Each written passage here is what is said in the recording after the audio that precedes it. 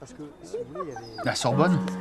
La Sorbonne? Oui, je sais, c'est du grand n'importe quoi, mais je sais pas comment leur expliquer. À cause d'un malentendu à la con, je me retrouve tout simplement dans la mouise.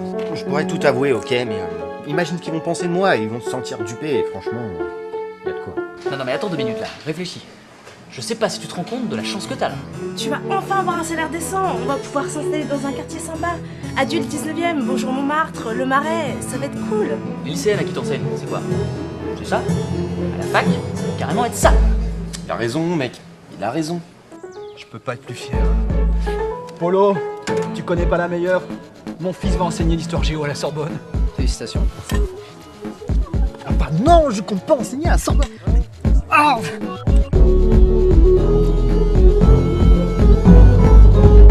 Alors, avant de commencer, j'aimerais vous poser une petite question. Est-ce que parmi vous, il y en a qui pratiquent un sport? Moi, le foot, monsieur. Oui, du foot. Ok, majoritairement du foot. Moi je fais de l'équitation. Très bien, je vous pose cette question parce qu'aujourd'hui, nous allons étudier les premières simulations de sport. De quelle année, monsieur? Non, on reste pour le moment dans les années 80. Vous connaissez le sport à cette époque-là? Oui, Jonathan. Bon, allez, sortez vos copies. On attaque! Pour parler de sport dans le jeu vidéo, il va être nécessaire de remonter à la préhistoire du média en 1958 pour être exact, au laboratoire national de Brookhaven, l'un des chercheurs, un certain William Higginbotham, militant contre la prolifération des armes nucléaires, se sert de l'un des ordinateurs du laboratoire pour créer une simulation de tennis, Tennis for Two. Cela est bien sûr très sommaire, aucune représentation des raquettes, simplement un bouton pour taper la balle et pour l'angle de la frappe, une molette. Le jeu sera présenté au public lors d'une journée porte ouverte et connaîtra un véritable petit succès. Vous trouvez pas quand même que c'est une belle histoire alors que les ordinateurs de l'époque servaient à calculer la trajectoire des missiles, à développer l'armement nucléaire, qu'un chercheur se serve de ces machines de guerre pour créer un jeu? Ouais bon, laissez tomber. La suite des simulations sportives, on en a déjà parlé bien sûr avec Pong. Ça reste donc finalement assez proche de Tennis for Two avec cette fois les raquettes et le décompte des points. Vous vous souvenez aussi des consoles de l'époque, la Vectrex, l'Atari 2600, la ColecoVision et l'Intellivision. On en a eu des fournées de simulations sportives sur ces consoles, mais très peu parviennent à sortir du lot. Ces jeux s'avèrent pour la plupart complexes et peu intuitifs. On a pourtant eu le droit à une sacrée variété de sports, en passant par la boxe, le baseball, le tennis, le football et bien d'autres. On brûle un petit peu les étapes, j'imagine que vous vous demandez tout naturellement quelle est la définition précise d'un sport. Ne vous en faites pas, je vais vous la donner. Pour cela, faisons appel à nos fidèles acolytes. Le sport est un ensemble d'exercices, bien souvent physiques, individuels ou collectifs, et souvent pratiqués sous forme de jeu, mais pas toujours. On aura tendance à dire qu'en les faisant simplement courir, nos amis pratiquent du sport. Et je les laisse un petit peu continuer, ça leur fait pas de mal. Monsieur, c'est pas sympa. Bon, ça va, on rigole. En 1981, Olympique Décathlon simule les Jeux Olympiques. Le titre nous propose 10 épreuves sportives avec dans chacune d'elles un gameplay différent. Pour le 100 mètres, par exemple, il nous faut marteler le bouton pour aller le plus vite possible. Avec le saut en longueur, la course est automatique, mais nous devons parvenir à sauter ni trop tard, ni trop tôt pour nous retrouver à une bonne distance. Le saut à la perche demande à la fois de marteler le bouton pour courir et de placer sa perche au bon endroit pour sauter. En incorporant plusieurs épreuves de la sorte, Olympique Décathlon s'avère très original pour l'époque. Malgré ses maladresses, le titre a l'atout de nous proposer plusieurs petits jeux en une seule cartouche. En 1984, les Jeux Olympiques ont lieu à Los Angeles. Profitant de l'événement, de nombreux éditeurs commandent leur version des Jeux Olympiques. Track and Field restera probablement l'une des plus célèbres. Nous avons à peu près les mêmes épreuves qu'avec le titre précédent, mais sur borne d'arcade, c'est nettement plus joli et la jouabilité s'avère bien plus précise. Et point fondamental, la possibilité de s'affronter à 2 joueurs simultanément, ce qui est tout de même essentiel pour une simulation sportive qui incorpore les notions de compétition et de challenge. Ce qui a sans doute créé des parties mémorable dans les salles d'arcade de l'époque, parce que oui, c'est éprouvant de marteler le bouton, ça nous met en phase avec notre joueur, on se retrouve tous mis à l'épreuve physiquement.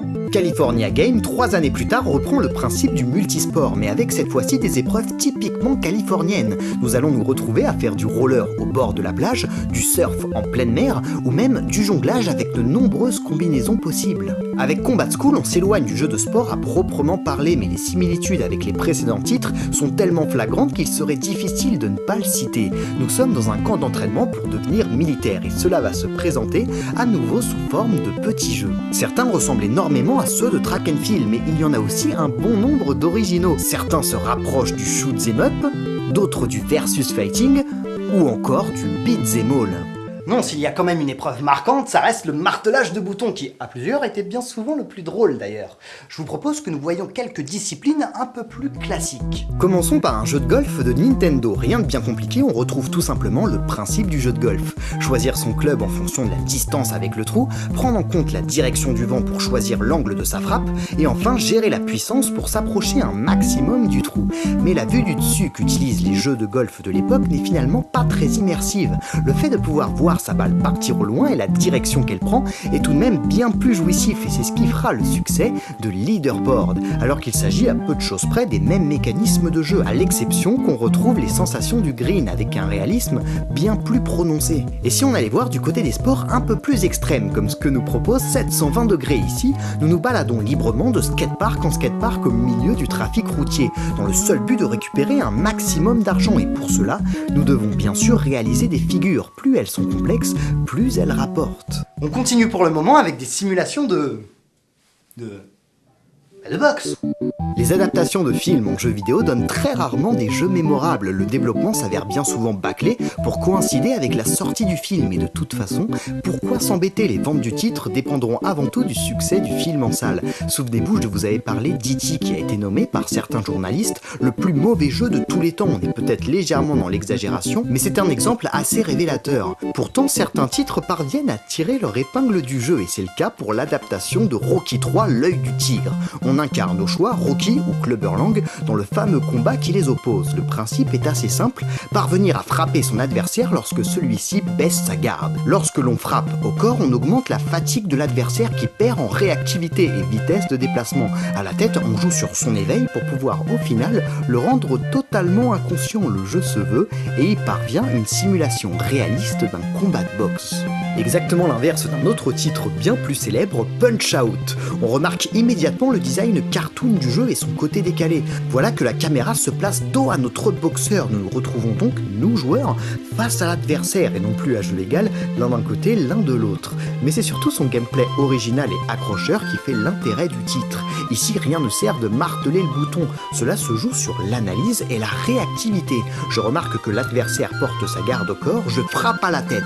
Et inversement, chaque boxeur a ses particularités, demandant parfois de mémoriser leur série de coups pour les parer. Et il sera nécessaire de tous les vaincre pour devenir l'ultime champion. Je vous propose à présent que nous étudions quelques sports collectifs. De quoi s'agit-il précisément? Nos acolytes vont nous y aider. Eh bien, le sport collectif n'est juste finalement qu'un... Bon, ça va, après tout, vous savez très bien ce que c'est, hein. Alors ne nous arrêtons pas en si bon chemin. Le sport collectif pose tout de même certains problèmes à adapter. Nous avons la présence de toute une équipe. Cela demande d'une part de gérer l'intelligence artificielle de chaque personnage, et d'autre part se pose la question de comment nous faire interagir avec tous ces joueurs. Incarner un unique joueur de l'équipe ou les contrôler tous au risque de se perdre. Joshi Volleyball nous propose d'incarner automatiquement le joueur de son équipe qui est le plus proche du ballon. Mais cela s'avère particulièrement hasardeux, on ne sait jamais vraiment qui est-ce que l'on contrôle, et cette vue de la caméra derrière notre équipe nous empêche bien souvent de lire la trajectoire du ballon. Avec la vue du dessus de Fighting Ice Hockey, on s'y retrouve déjà un peu plus. Un scrolling nous permet de parcourir le terrain, mais notre interactivité est encore très limitée. Par exemple, impossible de choisir le joueur à qui on fait la passe. Une petite flèche nous indique qui recevra la balle si on appuie sur la touche passe. Mais on retrouve déjà davantage les sensations du sport collectif. Tekken World Cup lui aussi choisit une vue du ciel permettant une meilleure lisibilité du placement de chaque footballeur sur le terrain. Les deux joueurs s'affrontent face à face et c'est avant tout la présence du trackball sur la borne d'arcade qui fera le succès du jeu. On fait rouler ce dernier dans la direction que l'on souhaite prendre. L'accélérer signifie augmenter la vitesse de notre joueur et l'inverse, la ralentir. Cela donne un gameplay à la fois fluide et original. En revanche, nous sommes encore très typés arcade, assez loin de la simulation. Là où Kickoff va justement tenter de se pencher. Voilà à présent que la balle ne reste pas collée au pied du joueur. En fonction de sa course, on en perd le contrôle. Et plus d'indications pour nous dicter à qui la transmettre. D'ailleurs, nos pas traces ne vont pas directement dans les pieds du coéquipier. Il est nécessaire de l'orienter dans la bonne direction, ce qui demande pas mal de pratique. Un radar est même présent pour avoir une vue d'ensemble des joueurs et du terrain. Dribbler demande une vraie technique de jeu que l'on acquiert avec l'expérience. Et voici même que l'on peut commettre des fautes si l'on ne tacle pas l'adversaire dans les règles. Jamais un jeu de sport n'aura atteint un tel réalisme. Sport et jeux vidéo ont finalement quelques éléments en commun, notamment le jeu et le challenge. C'est pourquoi le sport sert si régulièrement de game design aux développeurs. En adaptant simplement les règles de ces derniers, on peut se retrouver avec des jeux particulièrement fun. Oh, déjà. N'oubliez pas, s'il vous plaît, n'hésitez pas à faire 30 minutes de marche par jour. C'est des choses qui sont importantes. Hein. Un esprit sain dans un corps sain. Allez, je vous dis à la semaine prochaine, on étudiera les point and click et la suite des jeux d'aventure. Vous me cherchiez, professeur Edouard? Oui, c'est à propos de cette histoire de Sorbonne. Vous ne vous y attendiez pas, hein? Bah, non, vraiment pas. En fait, il y a quelque chose que j'essaye de vous dire depuis que je suis ici. Dites-nous tout, professeur. Nous sommes très à l'écoute de nos enseignants, à Jean-Jacques Rousseau. Eh bien, le mieux, ce serait que demain, vous veniez assister à l'intégralité d'un de mes cours. Vous ne seriez pas un peu prétentieux, professeur? Vous voulez encore m'épater? Non, vraiment pas. Bon, je serai là, mais vous êtes un sacré numéro. Allez, à demain, professeur. À demain, monsieur.